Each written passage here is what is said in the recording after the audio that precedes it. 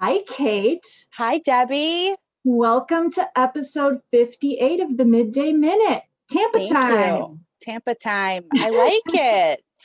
So glad that you could be here with me. I'm flying solo today because Jim is getting ready to head to Georgia on Thursday for their state meeting. So he is Yeah. up to his eyeballs and getting ready for that. And so I thought you and I could take a deep dive into what is happening in Tampa when we return with after a break last year, after the Yeah. pause, to the Elks National Convention. So Wow. what's going on? Things are going to look a little different, Yeah, but how so? very exciting for those of you who are planning to come, and definitely everyone missed last year. Yeah.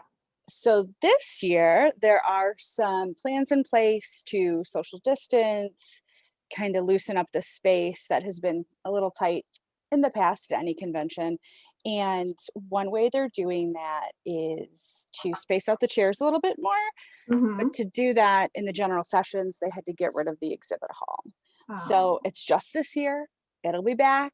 Don't worry. timeout on the exhibit It's hall. a timeout on the exhibit hall, but they to do what they needed to do, this is the best way to do it. And they were able to add a ton of education, which I know we hear every year. More and more elks ask us for more training, more information, more info on all things Elks National Foundation. So this year we can do that. We're having a few seminars. We're doing a hoop shoot, which I think you'll be handling with McKenna, McKenna, right?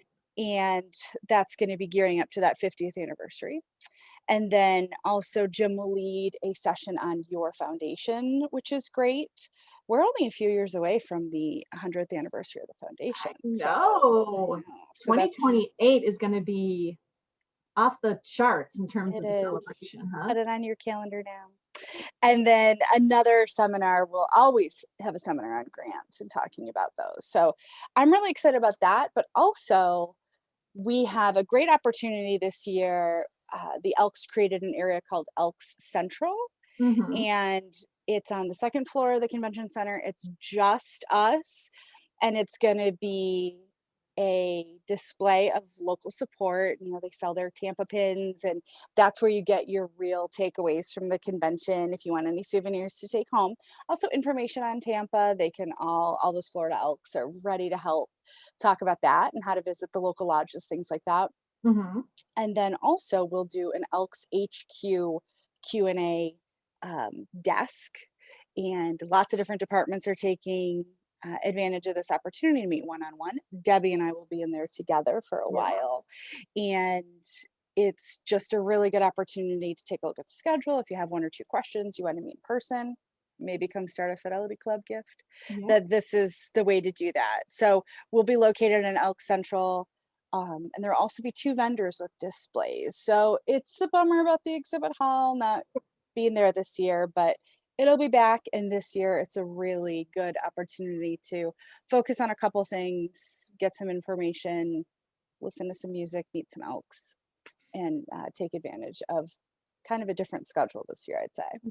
It sounds like once again, we've been given lemons and we've made lemonade, right? Like it's like Yeah. I think everybody understands going into a situation where we're Mm-hmm. bringing together, I'm sure we're anticipating more than 5,000 people to be there, right? Yeah. The So we have to make, pre-registration numbers are huge. People are yeah. really, really excited about attending.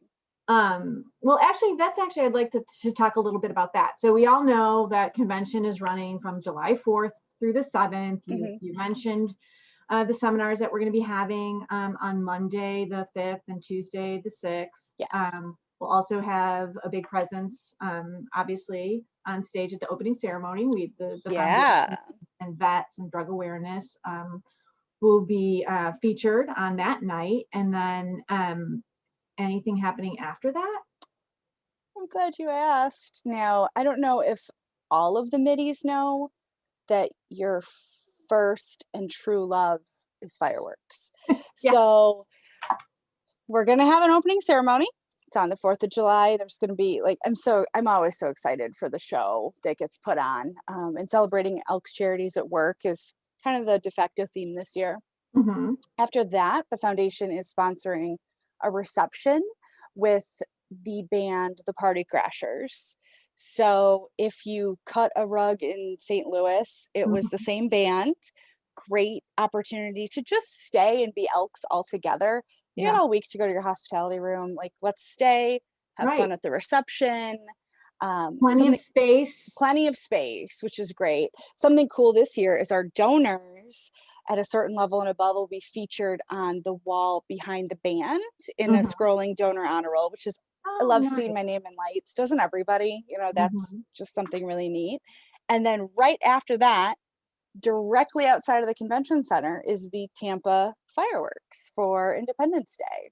Love it Yeah, so it's much. it's really there's no reason to leave. You come, Right. starts at 4, stay until the literally the grand finale of the fireworks. Yeah, Well, I'll be there, so I know you will be there because it's fireworks. So because it's fireworks. I think it's going to be great. It's, obviously our meeting is over the 4th of July often, Mhm. but we don't often get to have this kind of gathering on the 4th. Right. And for this organization, I think it's extra special, especially after being separated for more than a year.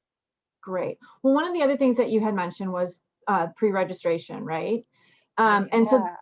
that talk to everybody about kind of the changes that were made, obviously, in like, kind of COVID changes. I think a few years back, I don't know if it was last year or a couple of years, well, obviously it wasn't last year, but the year before that, we introduced some sort of pre-registration that people could go online and, get that out of the way so Hmm. that when they land in Convention City, that they don't have to go and wait in line at Right. registration. So that's happening, but also, as you touched upon, people have to actually pre-register for the seminars and the sessions.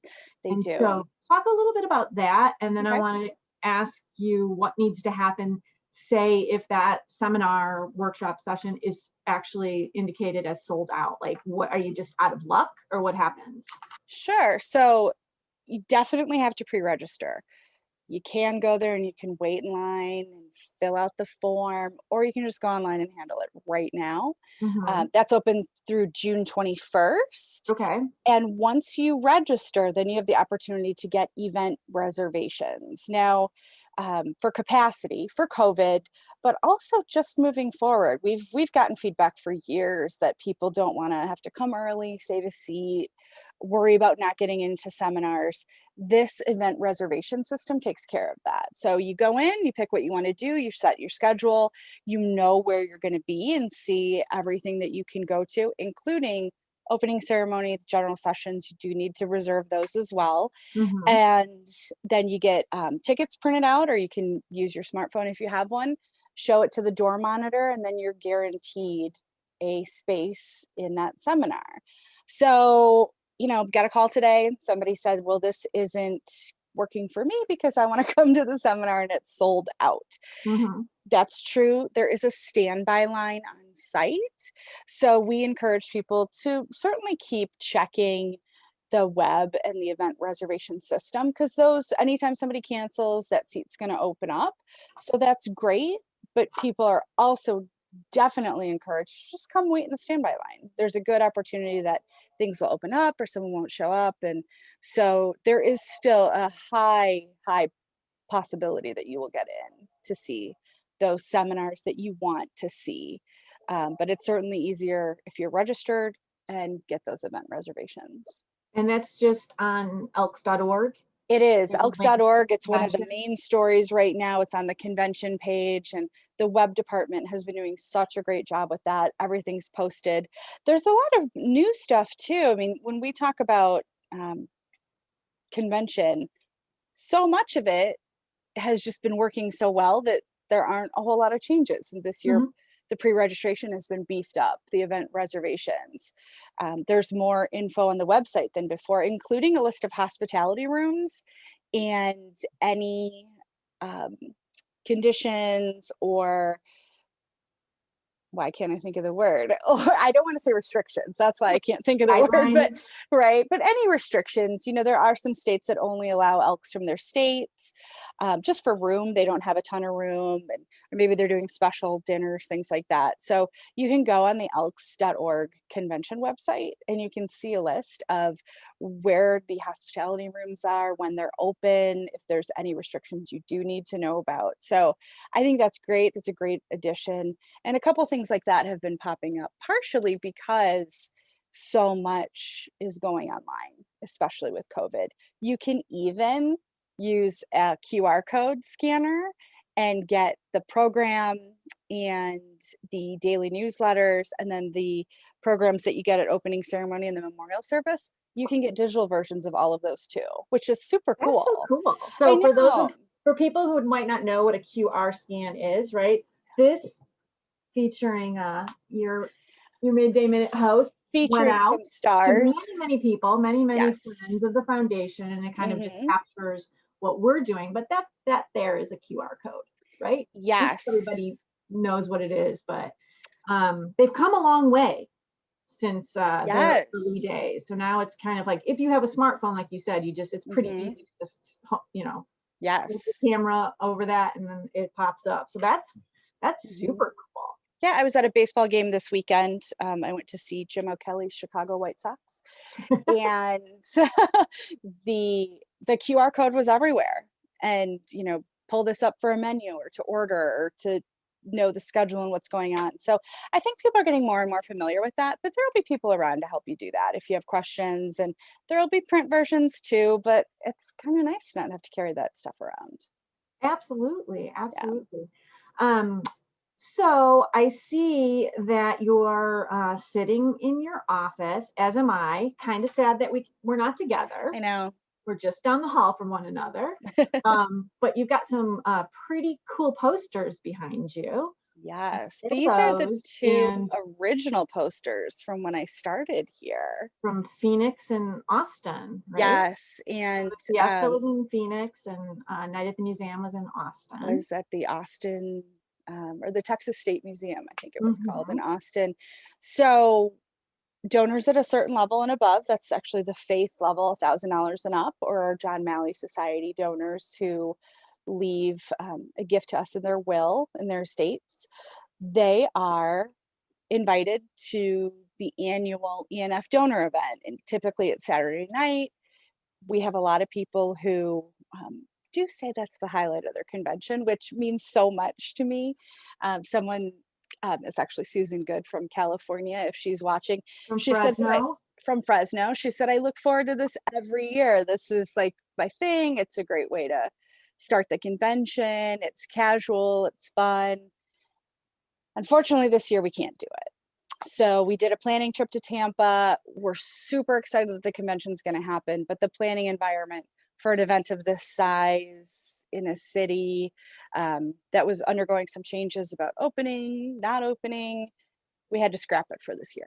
Yeah. Well, So I think the important point before you tell everybody a little bit about what's going to happen is that this planning doesn't happen in a vacuum, right? Like we're not doing this a no, month before or 2 months before. Like, we start the minute after one convention ends, yes, we're starting to think about what the next convention right, is and what we're going to be right. doing. So it And takes you a and I while, have already talked about Atlanta. right? So we're already So talking about right, like 2022 when now. it was time to be really talking about this and planning for this, and we were already behind the 8 ball because of everything that was happening. Hmm. By the time we made that decision, it was like you said, it just wasn't we weren't gonna be able to pull off an No. event in the way that we would have wanted to. So No, and what are even we if we were doing? there in April, it wasn't gonna happen, and I'm disappointed, but I am excited because we came up with some special stuff, and we'll be back next year, and Right. I'm very excited about Atlanta. So, for those donors who would have received an invitation, they got a special package in the mail. They should get it this week or next week, and there's a welcome card, which is Oh, neat, and it's actually got a picture of the band that's playing mm-hmm. again on Sunday night at the reception. So Party Crashers, Mm-hmm. they're great. So much Plan on fun. We staying. had such a great time in St. Louis. So much fun. Yeah. So they get a card explaining that we're sad we can't see them, and thanking them, obviously, for sticking with us during this unprecedented fundraising period.